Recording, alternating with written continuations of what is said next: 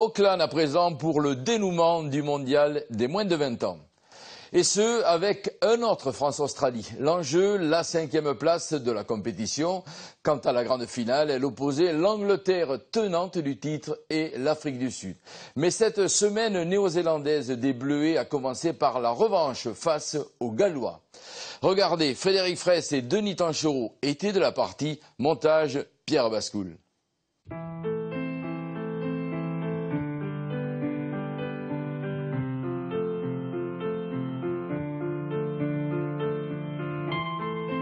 Quatrième et dernière semaine en Nouvelle-Zélande pour les Bleuets qui laissent derrière eux l'hiver austral et un bilan mitigé de cette Coupe du Monde. Troisième de leur poule, ils retrouvaient le Pays de Galles à Pukekohe, stade champêtre de 2e division à 45 km au sud d'Auckland pour une revanche. L'honneur est en jeu, mais surtout un ticket pour l'Eden Park et jouer la 5e place. On a marqué un essai d'entrée, c'est ce qui nous a mis dans le match, mais on manquait vraiment de réalisme et on a vu qu'on a passé les 20 premières minutes dans leur camp et on n'arrivait pas à marquer. Et je pense que c'est ce qui nous a fait défaut parce qu'on aurait pu tuer le match dès l'entrée.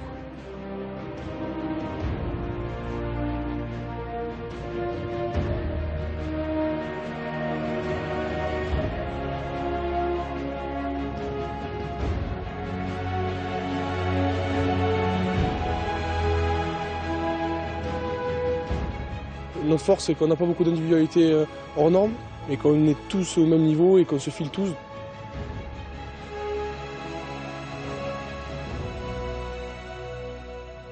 Et les remplacements avec le sang frais font qu'on repart de plus belle et on arrive à enclencher une marche avant qui nous fait passer devant.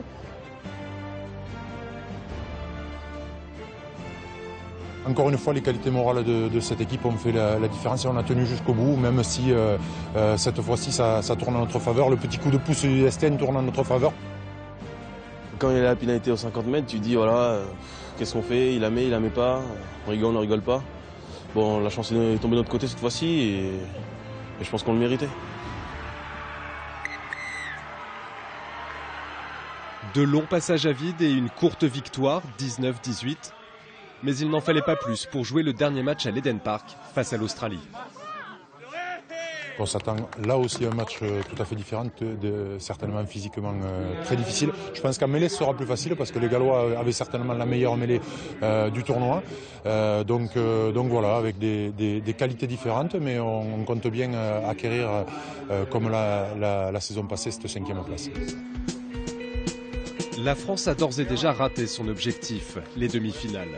Cette victoire face aux Gallois restera néanmoins dans les mémoires, et pas que. Rendez-vous chez un tatoueur pour garder de cette Coupe du Monde un souvenir indélébile.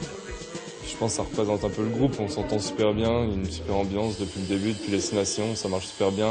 Donc c'est aussi pour marquer le coup ensemble, quoi. Bon, après je sais pas si on se rend compte, peut-être qu'on va regretter, mais bon c'est fait, donc voilà, c'est bien. C'est un bon souvenir. Ils sont une petite dizaine à passer sous le dermographe. Pour la plupart, ils choisissent de se faire tatouer une date, 2014. Il s'est trompé avec les 2015. Et un symbole, la fougère. C'est le symbole de la Nouvelle-Zélande et ça nous rappelle la Coupe du Monde. Là, vu qu'on se le fait tous, ça motive. Enfin, moi j'aime bien, en plus c'est super joli. Aucun ne s'est fait tatouer les célèbres motifs maoris, mais tous, au cours de ce séjour en Nouvelle-Zélande, se sont intéressés à un moment ou à un autre à cette culture.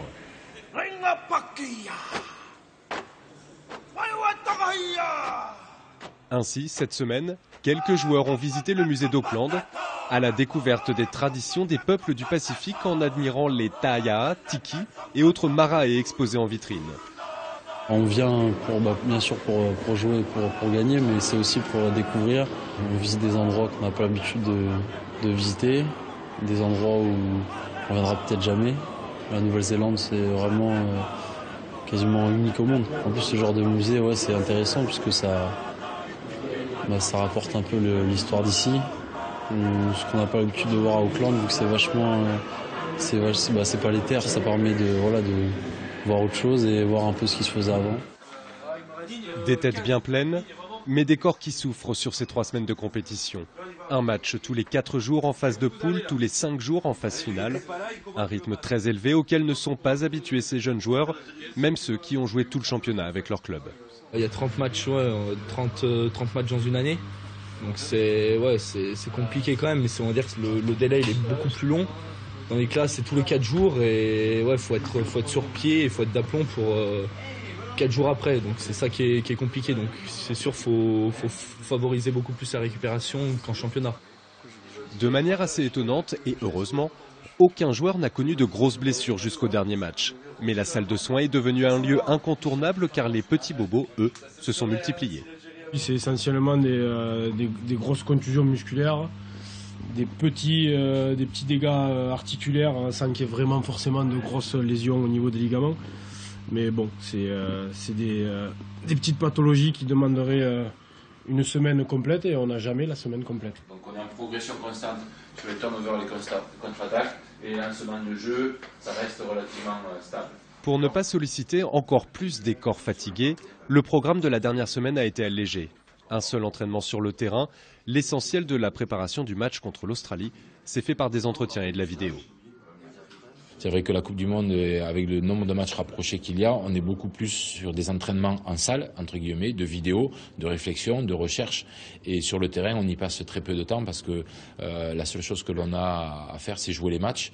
Et que s'entraîner, on s'entraîne avant la compétition. Et là, on se prépare juste au match. Donc c'est vrai que beaucoup de temps de réflexion, d'analyse et de vidéo et en même temps de préparation des matchs.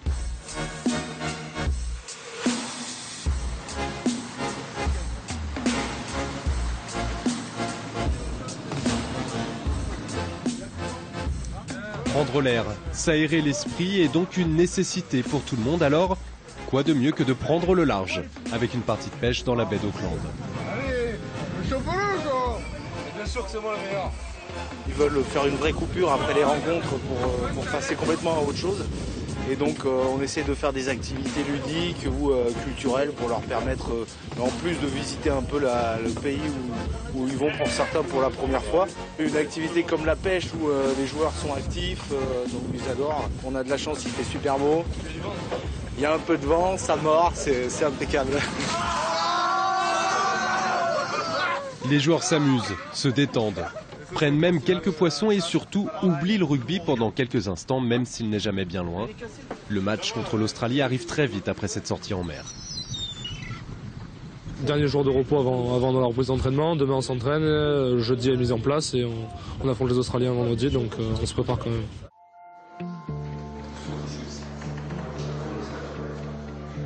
Ils se sont donné les moyens de jouer dans ce temple du rugby qu'est l'Eden Park. Reste à finir en beauté. Mais les Australiens sont du genre coriace, alors les Bleus se doivent de commencer en fanfare. Deuxième minute, derrière une mêlée, celle qui posait tant de problèmes face aux Gallois, Baptiste Serin s'échappe pour remettre à Lucas Blanc, le boulevard est ouvert, le score aussi. Mise en confiance, les Bleus enchaînent. Kylian Amdaoui ne trouve personne pour freiner sa longue course le long de la ligne. 14-0. Mais on l'a dit, les Australiens sont coriaces et solides. Leur redoutable capitaine échappe à 5 plaquages pour marquer l'essai. Moins de 5 minutes après, ce même McMahon est l'auteur d'un doublé, cette fois grâce à la poussée de ses coéquipiers. Les Wallabies réduisent l'écart à seulement 3 points. Mais à ce moment du match, les Bleus ont encore la foi et des jambes, comme le prouve Xavier Mignot sur cette interception qui file entre les poteaux et scelle le score de la première mi-temps, 24-14. L'engagement qu'on a mis sur les premières mi-temps, sur les plaquages et sur le défi physique nous coûte en fin de match. Et ils ont réussi à monopoliser le ballon en seconde mi-temps, on n'a fait que défendre et c'est ce qui nous a porté préjudice, je pense, sur ce match. Dès le retour des vestiaires, les Australiens mettent la pression, les Français sont vaillants mais débordés et encaissent un 3e essai. Toujours devant au score, ils reprennent un peu d'air grâce à un drop de Brandon Fajardo, mais ce sera insuffisant pour contenir leurs adversaires.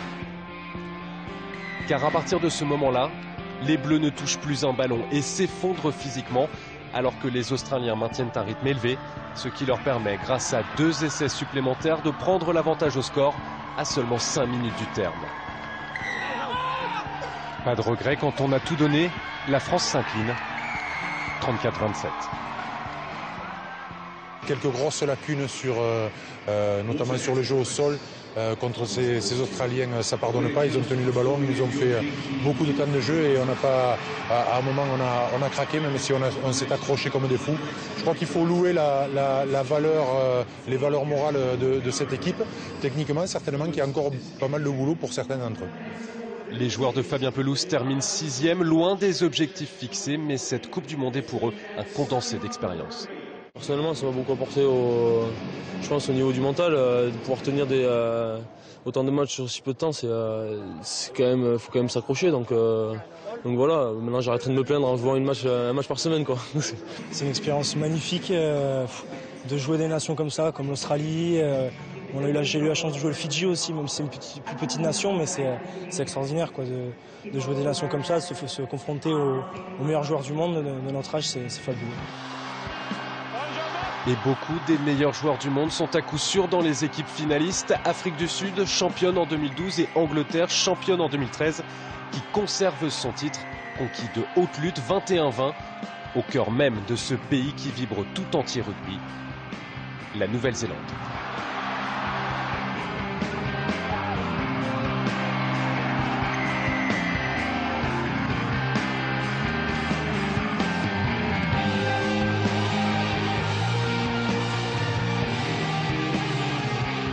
Et en 2015,